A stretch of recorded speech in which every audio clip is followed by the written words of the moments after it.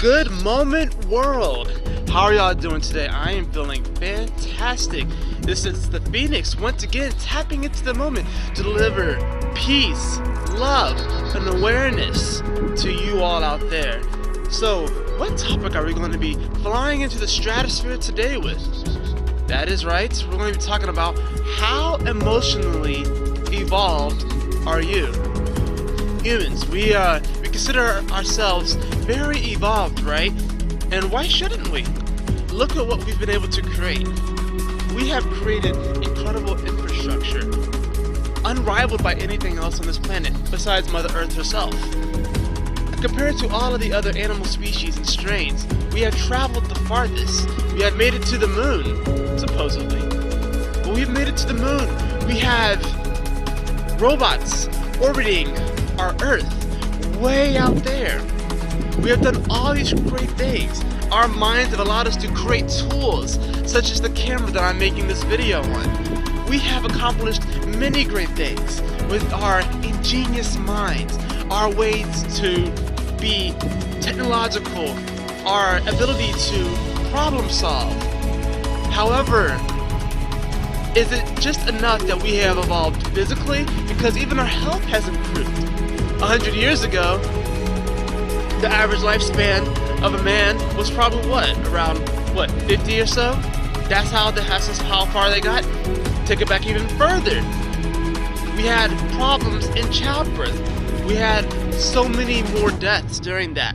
But with advances in technology and our physical plane, with our evolving mind, we have created a lot. However, we are still experiencing mass problems. And why is that? You see, there are different kinds of bodies. We have the physical body, we have the mental body, we have the emotional body.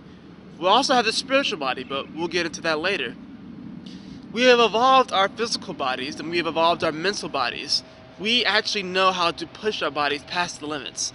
Because sure, back then, we might have had gladiators, like 300 style, we had that. But imagine taking some of the specimens that we have today in those times.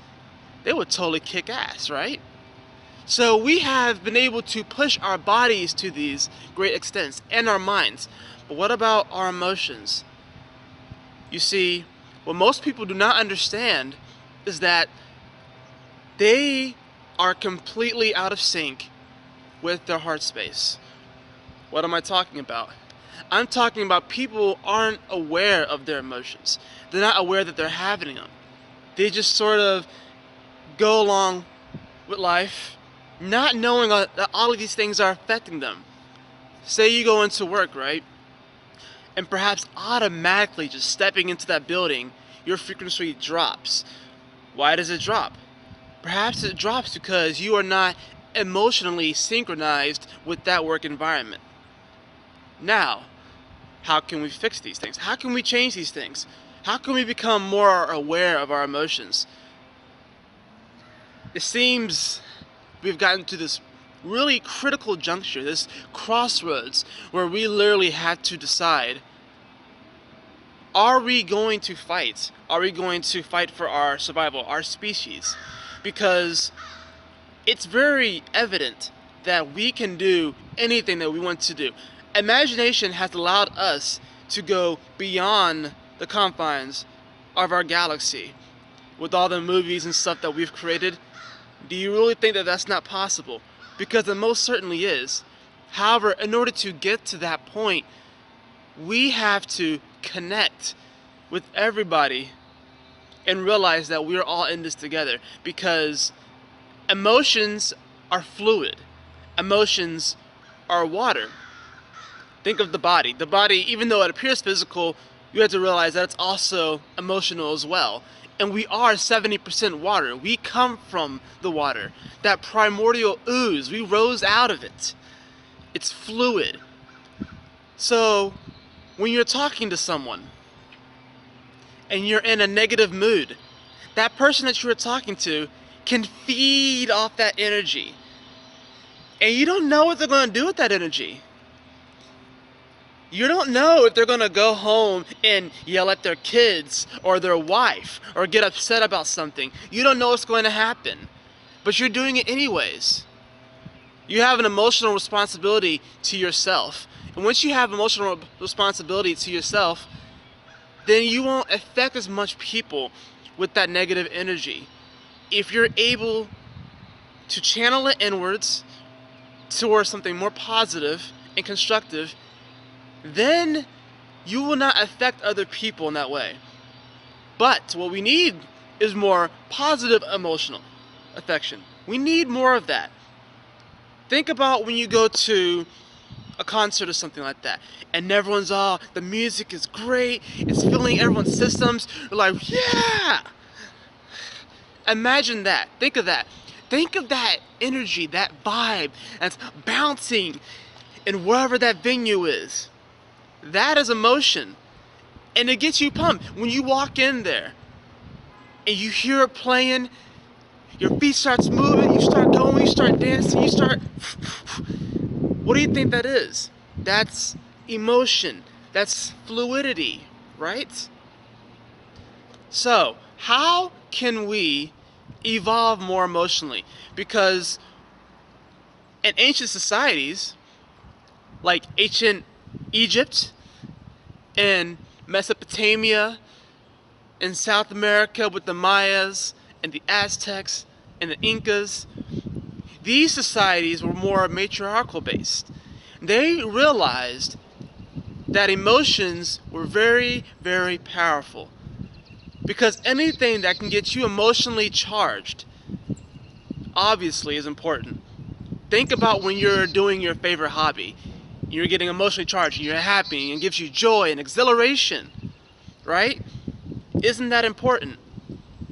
So, how can we become more emotionally evolved? How can we turn on the ears so we can listen to what's in our heart? Because yes, the mind is important. The pineal gland is very important, mind you. It gives us the knowledge. It allows us to discern the future. It allows us to tap into spirit. But we also have to realize that it has to be in synchronicity with the heart space. So how can we become more emotionally evolved and become more aware of our emotions? One thing you can do is to simply write them down. Journaling and writing is very important. If you have an emotion, if you notice yourself having some rise, negative or positive, write it down. You don't have to explain it at the moment. If you have a problem defining what emotion it is, then just go online. You can find just like a list of emotions. There's a lot of them, plenty of them. Pick one out and write it down. Come back to it later and then try and figure out why you were feeling that emotion. More than likely it has something to do with something from your past, because all emotions come from our childhood. They come from some inciting action, kind of like, in a story, how you have the inciting action and then the story goes. That's how emotions are too. So the first time that you felt embarrassed, all the times that you feel embarrassed actually stem from that root cause. Same thing goes for all other emotions. So that's one thing you can do. You can write it down. You can journal it out. Another thing you can do is associations and allow yourself to remember. So one of the techniques that I use is that I carry little tokens and trinkets. So whenever I'm feeling a certain way, if I'm feeling, say, of lack of power, if I'm feeling a lack of willpower, I have the dragon. The dragon for me has always been a very powerful symbol. It's been a symbol of beauty, benevolence. It's been a symbol of that fire within, that passion to be able to create. So whenever I'm feeling that lack of passion, whenever I'm feeling that lack of fire and drive, I pull out the dragon. The great thing about these is that humans are great at associations. Think about it. What do you think about when you think of the color blue? Perhaps you think about the sky. Perhaps you think about the ocean. Perhaps you think about Squirtle, Blastoise. I'm just trying to name a Pokemon that are blue. But you see what I'm getting at, right? Associations. So, another one, when I'm feeling like I can't figure something out in my mind, when I feel like I can't discern the future, when I feel like my third eye isn't as open as it could be, I pull out the owl.